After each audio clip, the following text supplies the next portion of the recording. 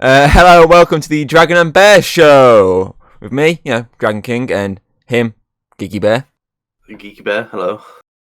We'll continue our Pokemon thing, but as we pointed out last week, we're going to take a little break from the main, timeline of movies, because we're gonna do that, next week. Well, let's go to Pokémon Chronicles. Yes, we're going to take a break for Alex's birthday and watch Pokémon Chronicles, or more specifically, the best boy. Yeah, 3-part episode titled The Legend of Thunder, which then got merged into like an hour-long movie. It's just a single episode. Yeah, they merged it and they also separated it on the DVD box set I've got right here. It's actually the full hour, split. Mm. But obviously, when it first came out, I think they did actually split it into 3 episodes. I think so. Yeah, so it was released in Japan in 2001, according to my notes. But it wasn't until 2005 in the UK. I think it was 2006 in the US as well. It was like a year after us. Because we always get things late. Well, they got it after us, so they got it later. Fuck the UK, US. According to my notes here, obviously it was a straight-to-TV episode, 3-part episode of the Pokemon Chronicles series. So that's interesting. And it's from season 1 as well. It's literally the first things that you see when you load it up. Yeah, it's like the first episode. Yeah, it's like first episode of the first 3 episodes, if you count it like that. So the first thing on my notes is the animation style. It very much feels like the anime rather than the movies. The movies feel like a different look at the sort of. They don't feel like full on like the normal anime of Pokemon, but this full on feels like it's part of the Pokemon sort of anime, and I like it. I like it a lot. I like it a lot. My slapping ritual beforehand has not woken me up enough. Yeah, it's a good change of pace, because obviously at one point we both said, let's talk about the animation anymore, because it's kind of the exact same each time. There's a good change of pace now. Yeah, it'll be a lot different. Diamond and Pearl. About that time, because they changed the animation style. Yeah, so it's a nice little slot here to give us a little break from that same, usual animation. So it's nice to see something different. Yeah. And then we've got new characters as well. Yeah, so we got Jimmy, Marina, and Vincent. Or if you go from the game's standpoint, Ethan. You got Chris and Ethan, and that other character does not have a Pokemon. What, Marina? Character after him. No, Marina has. She's Crystal. Oh. What, Vincent then? Yeah, Vincent doesn't have one. Yeah, no, Jimmy's based on Ethan. Yeah, or Gold. Because this is really the only time you ever get to see Jimmy. Yeah. You see him once, apparently, the character design in a later movie, but it's nothing like this version. He uses a fucking... what's the Pokemon? It rolls into a ball. Donphan? Yes, is that the big version? Not the big version, like the greyish, blackish one. Yeah, Donphan. Yeah. There's someone who uses that and looks exactly like him, but more accurate to Ethan. But it's not him, I don't think. This person who does not know Pokemon. Yeah, you have my knowledge here. You're the one who just know words, I don't know Pokemon. Yeah, okay. We make a fair trade. Exactly. But yeah, so it's a bit of a shame we don't get to see him after this, because I really like Jimmy. Yeah, he's so interesting. Yeah, he's obviously he has the same sort of enthusiasm as Ash does, but he's a lot different. A lot more mature in my eyes. Exactly. And he doesn't just use one Pokemon, he uses 2. Yeah, because obviously he has his Typhlosion, so I'm going to be biased for this movie entirely, because Typhlosion my guy. Yeah, and he uses Beedrill, which is quite... we don't get to see anything else. Who's quite cool, to be fair, Beedrill is. Yeah, we don't... Because, it's just an early bug, you don't really see it in the anime. Yeah. We saw Butterfree, but that's bye-bye Butterfree, and then bring in the tears. But yeah, Beedrill just got shafted. Yeah, because obviously in terms of the other ones as well, so obviously Marina had Mischievous. Pink. And a little miss. And Jigglypuff. Pink. Oh, and Croconaw, was it? Yeah. Who's she called? Called it a weird name. Yeah, it's very weird. So let's Yeah. just call it little chomps. Yeah, it's just quite a little chumps. And obviously Vincent had Meganium, my least favourite of the 3 starters from that generation. Same. Ah! We're in sync. Typhlosion's my guy, and obviously... Totodile mine. Yeah, what's his full evolution? For a Relegator. That's it. I was like, I swear it goes from a crocodile to an alligator, basically. Yeah. Yeah, that's my second favourite, then obviously Meganium is my least favourite of that gen. But I still think Meganium is quite cool in this film. It turns up. Yeah, it actually does stuff. Yeah. Unlike in the actual Pokemon movies where Brock and Misty don't do anything. These actually do stuff. Yeah. See, in my notes, I've got that Marina kind of runs to Serena in X and Y. For the fact that she's straight up admitting the fact that she's very much into the main protagonist. Yeah. Obviously, she admits straight away to... She's like, you like me, don't you, Jimmy? He's like, what? No?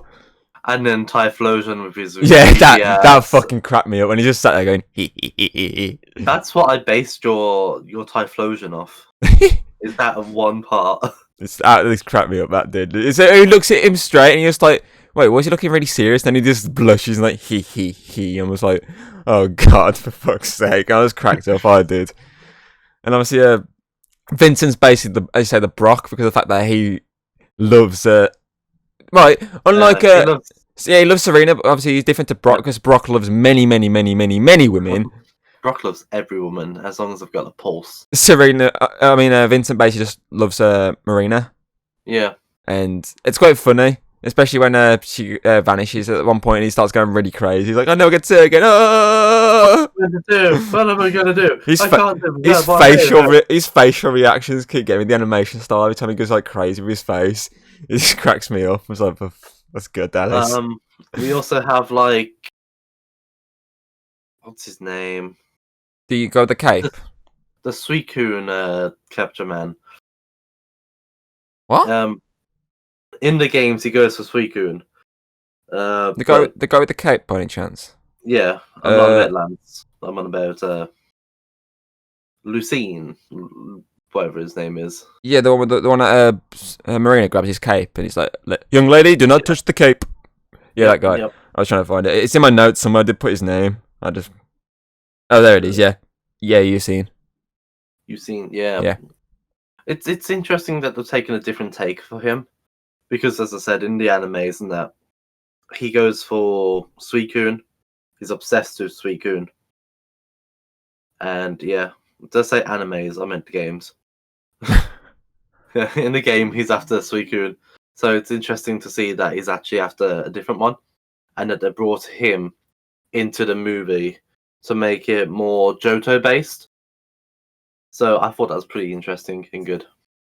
Yeah, I like as well this one. Obviously, we get another new set of Team Rocket, because obviously in the Pokemon Forever we had that. He's sort of I say a rogue Team Rocket member. He's not fully engulfed with them anymore. He wants to do it his own sort of way. Whereas this time, actually, we get 2 full-on serious Team Rocket members in the form of Attila and Hun. Yeah, and they feel like a threat. He said Hun, I was like, he's being so sweet to her.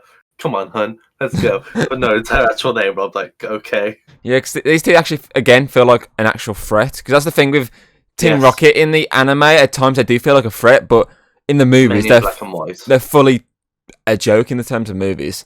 There's used for the humour. Whereas these 2 actually feel like they're gonna win. Yeah. And on top of it as well, they have 2 really serious Pokemon. So 3 technically. So there's Steelix, Skarmory, and Muck. Yeah. Because if you look at Jesse and James, though they sometimes have like Seviper's quite serious at times, but not fully. A lot of things like Carnivine, that was just there for the goofs, or Wobbuffet, the goofs. Victory Bell for the goofs. The only real one that I would say is like the most sort of menacing, the one I had, is probably Mimikyu, and that's for the goofs. Yeah. But just because of like Pikachu. Yeah. But these 3, these 2 literally have 3 really dark and serious that literally look really menacing Pokemon. Yeah. Sorry, my Alexa just randomly went off. It went boop boop in the background. But even though they're menacing, especially Steelix, he still shows a lot of emotion that's not... like when Jimmy's taking the piss out of him, like, I bet you couldn't crunch a potato chip. Yeah, and he starts steaming, doesn't he? Which, if I remember correctly, in the actual normal episodes of Chronicles after this, the intros have that shot of Steelix getting really angry. Yeah, it does. I watched the intro literally just before, well, when you joined. He's like, "Gotta catch him, I was wondering why you were singing it. Gotta catch him, gotta catch him, I was like, why is he singing that? What the hell? Which one is that from? I was like, oh wait, no, it's from Chronicles. That explains it now. Good one there, Alex. Good one. Thank you. Yeah, that's what nice. In my notes as well, obviously Raikou, and this one is the third and final of these three sort of legendaries, and he, from this film alone, he is the best out of all of them. Though Suicune was fine in the last one, it wasn't. He didn't have much of an impact. Like, he cleaned the water. Exactly. Celebi out, but it wasn't that good. And then Raikou Entei, in the third one was not even an actual Entei. His name. It was fake Entei, so it doesn't count. Yeah. So they just fucked up completely with that one. But this one, he gets the whole film is based on the Legend of Thunder, Raikou. They knew who was the best one. They just gave the entire movie to him. Movie. I find it funny. I still find it funny the fact that the best of the three gets the TV treatment rather than the full-on big screen adaptation, which I think works in his favour. And it's not even like a main part of the show either, which is a bit disappointing. So it's not like Ash and that. Yeah. It's like a spin-off. Yeah, because to be fair, Chronicles, obviously each episode is based on different stories. It's not like... Yeah. It's an episodic? Yeah, it gives like other characters a time to shine. Like Team Rocket, they've got episodes, so they get the time to shine. Professor Oak gets time to shine. Misty, Tracy. Brock gets one episode. Yeah, I think there was a Bulbasaur one. I think there was a Pichu episode as well, or Pikachu episode. Yeah, Pichu. Hold on, I'll crack open the very damaged case because I've had this for years. So I remember going to, I think it was Morrison's with my nan and granddad, and I saw it because this movie is what fully got me into Pokemon. Because though I'd seen like Diamond and Pearl, the anime, I've seen like the 3 movies before. I'd played the game Diamond. I think I played a little bit of Pearl, but it wasn't until I watched this movie that fully got me into it. This is why I love Typhlosion. This film alone. Is your origin story. This is basically my Pokemon origin story. You had the origin story of it, you pretty much loved it since day one. Yeah. Whereas for me, it wasn't until I watched The Legend of Thunder that really got me into it. So according to this, obviously you have the Legend of Thunder episode. These are only 3 episodes. There are more. Yeah, there's the Pikachu's Winter Vacation. The one with Delibird and Snorlax Snowman. The Brock episode where he goes back to his gym and battles his dad. And Mum. Yeah. The episode when Misty returns to her gym. Yep. And has to stop Gyarados from rampaging. Jesse James and Meowth having to save a village. Yeah, when they become heroes. Yeah. You got the showdown at the Oak Corral, which obviously is when Butch and Cass. Yeah, when they have to get stopped. Yeah. The Blue Badger Corey is obviously when Misty has to fight another. No, actually, I think that one is when Misty has to make the badge because she's run out of badges. Yeah, but I swear she has to battle someone to allow it.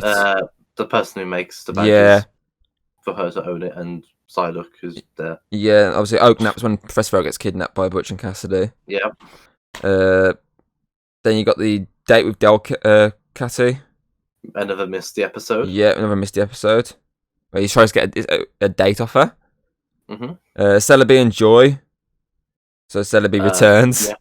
And that's a Richie episode. Yeah. Better Ash. Obviously Training Days, another Team Rocket one. Yeah. Journey to the starting line. To the Pallet Town Mayor's snobby son. Yeah. And putting the air back in Aerodactyl. Where, Aerodactyl. Very cheesy titles. I think there's more volumes. I swear there's more, but obviously... Yeah, I think there's up to 5. Yeah, I only have 1 to 3, and that's not even the original case. The original case broke. I had to replace it with another case.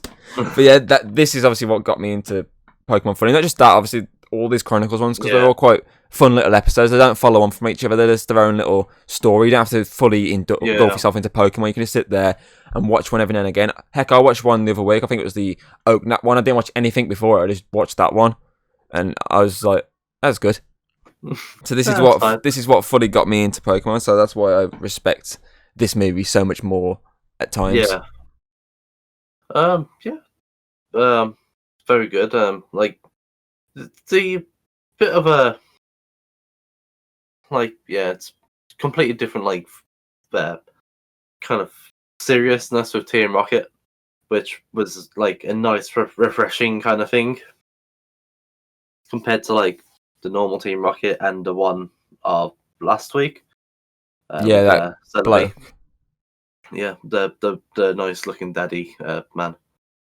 That's the thing with the Chronicles one. Obviously, they give you the other Team Rockets as well. So Butch and Cassidy, Yeah. Attila and Hun. They give you these other more serious Team Rocket members rather than the three goofballs that are the lovable Jesse James and Meowth. Yeah. But yeah, like explores like different things and like shows how serious they can be if they actually tried. Exactly. I also like as well the fact that it shows different emotional sides of Raikou. So obviously at first he's this like rampaging thing trying to stop like, the enemy. I don't trust you. Yeah, he tries to attack Jimmy, and then obviously eventually he sees the better side of them thanks to Marina. And who like tries to push him out. Yeah, and he has this obviously mind snap. So obviously it's nice to see this sort of arc of him basically going from hating Pokemon trainers and people in general to actually liking them and going, you know what? Like respect, respect more than like, respect, baby. But I also like obviously the emotional side you get from Typhlosion at times, because obviously you have the goofy side of it when he laughs at Jimmy for the quote from Marina of, "Oh, you like me, don't you?" But you have that aggressive side when he's trying to defend Jimmy. He shows that he cares for him, and he kind of reminds me of Charizard in the first movie. The fact that he sometimes doesn't use his brain in the fight; he uses just his rampage, his anger. Yeah, and it's not until the trainer Jimmy this time, not Ash, like Ash and with Charizard, to calm him down and say, "Okay, no, he doesn't understand. We can't attack. It's fine. Let me deal with it." There is one thing that I do find good with Pokemon. The Pokemon can't talk themselves, but they have a good way of portraying the emotion through facial features and like kind of the music as well. Yeah, because there's only certain like things that you can do with facial features without talking. Yeah. But body, like their body position is and all that, it all works together to link together to link and like show the emotion more. But yeah, it is good how to work it out and all that. Yeah, talking the music as well. My notes, obviously, I've got that the music knows when to go dramatic at times. Like the start, when you see Raikou at the start, it's like the Legend of Thunder. That's tune in the background. That was really good music at the start. And the title, lightning's on the screen. And it just shows Raikou in the distance, and it zooms in on his face. That was a really cool shot. And it knows when to sort of have the sort of the battle music. It knows when to go like full on battle times. It knows when to go dramatic, heartwarming. It knows when to change the tune to the right tune to get you engulfed within the scene. And I think it's a really good set of music in this one. Yeah. Especially for a TV movie. My only quarrel is the Pokédex. the Pokédex. It shows it doesn't show an actual image of Raikou. It shows a drawing. And then it says Raikou came to this planet, traveled by thunder. But I'm just like, that's not Raikou's origin story. Because it's all to do with the burnt tower in Johto, pre-Pokemon, because the tower caught fire, and Ho-Ho brought them back to life as Raikou, Suicune, and Entei. So it's not following the lore of Pokemon, just the Pokédex itself. That's my only quarrel. But that's coming from obviously someone who knows a lot more about Pokemon, so obviously that's a bit of interesting information there, Alex. I'll explain more later. I'll see my notes as well. What have I got next?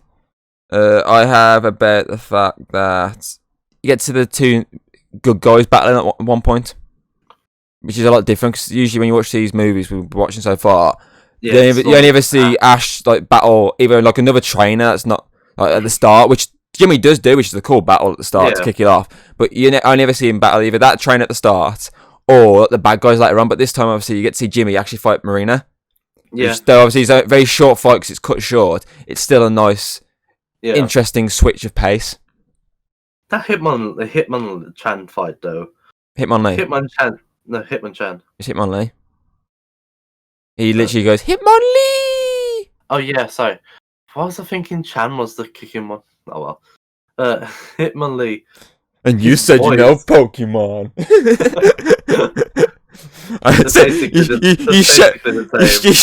This shows how much I love this movie. The fact that I just remember these little tiny things like that. I remembered it was the kicking one. I just couldn't remember the name. It's Hitmonlee. Them two, I just get confused. I know both of them, but just not which one is which. Yeah.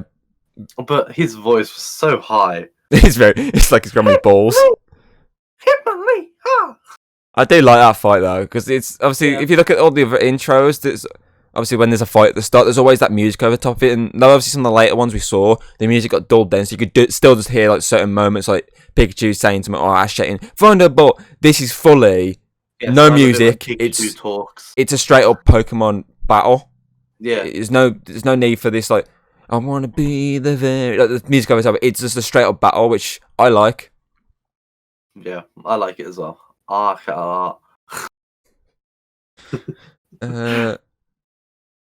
Let's see what else have I got in my notes here. I thought it was good, how they showed the Pokephone, but I can't think of what it's called at the moment. Oh yeah, the thing that's it looks like little images. Yeah, when Vincent's yelling down the phone, Tiller. Yeah, but yeah. I like how they showed that kind of stuff, like the technology of the gold and silver, because Heart Gold and Soul Silver wasn't out back then. And it's interesting. And Team Rocket almost won. Exactly. They almost won. That's the thing. I like the ending as well. The last 10 minutes, because obviously it ups the stakes for the fact that obviously now there's this the crystal turned black. Yeah, there's obviously respect now between obviously the heroes and Raikou, because obviously he knows friendship now. He has this respect for this group of people, and then obviously when they're like, okay, we need to destroy, the crystal, but the issue is there's no way to destroy it unless we go full out force, and if you don't get it in time, they go bang. Dead. So that's the thing. It's a bit different because if you look at all the other ones, all the stakes are usually at the end of the world or Pokemon victory or over humans. Raikou could die. Not as Raikou, all of them. Well, no, it's literally just Raikou could die unless you risk your life to save him. Yeah, that's what I mean, but it's at the same time as well. It's not just Raikou, it's all of them, because if they all go in to save it, that shield shuts, they're dead. Yeah, so that's what I'm saying. Yeah, no, but you just pointing out the fact Raikou is anyone dying here. All of them could die. Because they could pick not to go in. Yeah, obviously they could pick not to go in, and Raikou would die. But I mean, if they it's an all stakes thing, if they do want to rescue him, they all could. Which the Pokemon protagonists, of course, they're going to go in and save him. And I like the charge though. Yeah, obviously, they're all three of them. It's Typhlosion, Meganium, and Mischievous. Because obviously Typhlosion stops the first attack, doesn't it? Because he has to hold it while the others run. But as soon as they get towards the enemy, it just blows them away. And I love the fact that that UC finally gets in, because he's the joke of the entire battles. Every time he's like, okay, I'm gonna get it. Oh no! And then he finally gets in. He's like, you know what? I'm finally getting into this fight. Yeah, Alakazam! With his magical flying Alakazam. I do wish that Marina didn't use Mischievous, and I wish that she used her Croconaw in that final battle, because that would be cool. Yeah, all three of the starters. Yeah, and then it could have evolved. Oh, that would have been cool. Exactly. Oh, that would have made it a 5-star for me. But I mean, I like the fact that each protagonist has sneak peek on his score. I like the fact that each protagonist has the starter, because if you look at the Ash ones, it's always Ash who has the starters, or until say I think it was Hoenn. Yeah. Gentry. Yeah, obviously that one, and I think is it X and Y, the other one, where they each have one. Yeah. But if you look at most of them, Ash tends to have all the starters in most ones, or at least or at least two of the starters. So he always has most of them, and it's obviously until you get to Pokemon Journeys, where he gets none. Nice, different there. But yeah, it's nice to see that each character has the starter rather than just all on one or one or two on one. Yeah, it's a nice switch of pace. But they actually started their journey all together. I think that's in one of the other volumes of Pokemon Chronicles, which is nice. Just don't get to see it, unfortunately. Sad times. I think I've covered most of my... I was going for my points here, my notes. Yeah. I'm just like, yeah, I've done that. Yeah, I've done that. I spoke about all the characters, how much I love the characters. Yeah. Mm-hmm. Yeah. Yeah. Mm-hmm. Yeah. There's a lot of battles as well in this movie. Yeah. It was like stop and go, but it wasn't too bad of stop and go because it was all story. Yeah. Not filler parts of the movie. Yeah, I feel like that's because obviously the fact that it was split into 3 episodes. So obviously they got to try and get the battles in each, a battle in each episode. Yeah. So that's probably why. But I do like the fact that there's more battles in this than there is the other ones. It does straight up feel like a TV episode, but that's not a dig at it because I do enjoy that aspect of it. I was expecting Lance to show up. I for some reason I remember Lance showing up, not just the little image of him and in Marina's book. Oh, because Vincent did it, didn't they? Vincent showed up as him. Yeah, he pretended to be him. Like, oh, look, it's Lance. He's like, it's me, Vincent. Oh, the guy with the blue hair who showed up with Lucine. I don't know, Eugene or whatever. I thought he was going to be Lance, and for some reason I don't know why. I know he's got blue hair and Lance has got red, but yeah, hide in plain sight kind of thing. Yeah. Yeah, I've actually covered all my notes. My notes are covered.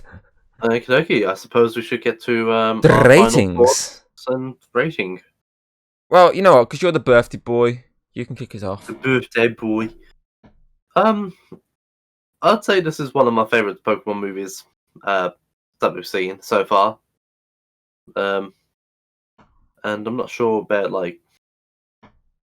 the Pokemon movies because I can't really remember them all. There's one that does beat this for me, but I'm not gonna say which one. I'll say it at recording. To be honest, I literally can't remember most of the Pokemon movies at the moment. But I'd say this is quite a close one to a 5 Slowpokes out of 5, but it's not. It's I'd say it's about. Can I do 0.3? No, it's half because it's gonna be awkward for me to try and cut. Fine. I'll give it a 4.5 Slowpokes out of 5. Still in my thunder, no pun intended.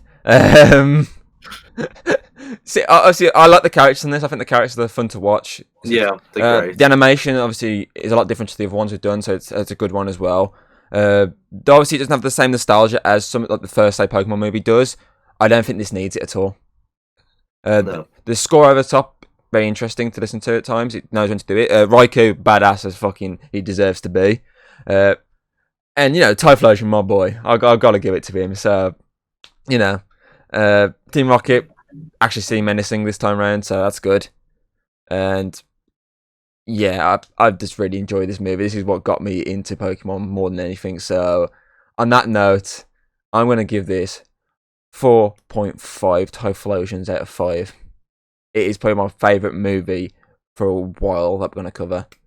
And don't worry, this time round, I will actually put the half on the fucking last time round where I fucking didn't.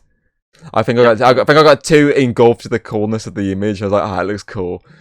After exporting it, I was like, oh shit, yeah, I needed another Slowpoke in there. Whoops. But don't worry, I'll do it this time. You better do, else you're fired. Oh. But yeah, next week we're going to be covering Pokemon Heroes, Latios and Latios. Yeah.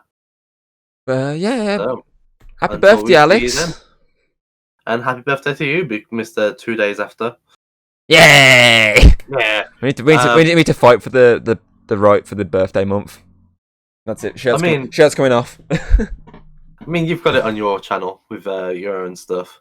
Fair enough. And hopefully we'll maybe get something recorded on my channel with us too, as well.